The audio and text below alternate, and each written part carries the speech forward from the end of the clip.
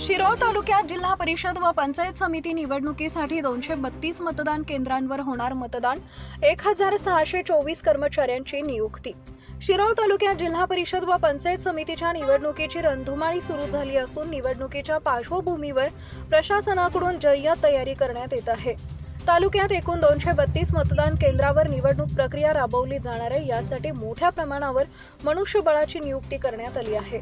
शिरोळ तालुक्यात जिल्हा परिषद व पंचायत समिती निवडणुकीसाठी 7 फेब्रुवारी रोजी मतदान तर 9 फेब्रुवारी रोजी मतमोजणी होणार आहे.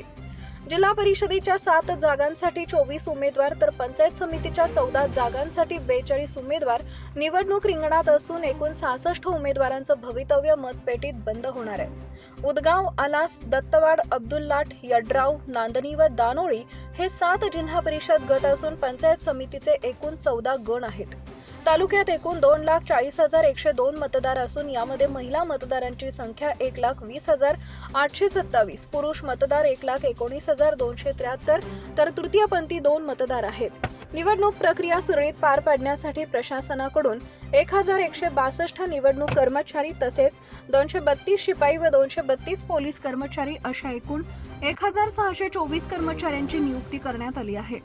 नियुक्त कर्मचाऱ्यांचे 2 वेळा प्रशिक्षण पूर्ण करण्यात आले असून त्यांना निवडणूक प्रक्रियेबाबत सविस्तर माहिती देण्यात आली आहे. सध्या मतदार यादी अद्ययावत करणे, टपाली मतदान साहित्य वाटप तसेच मतमोजणीसाठी लागणाऱ्या साहित्यांची जुळवाजुळव सुरू आहे. निवडणूक निर्णय अधिकारी म्हणून उपजिल्हाधिकारी अर्चना नष्टे काम पाहत असून सहाय्यक निवडणूक निर्णय अधिकारी तथा तहसीलदार अनिल कुमार हेळकर हे प्रशासनाची जबाबदारी सांभाळत आहेत.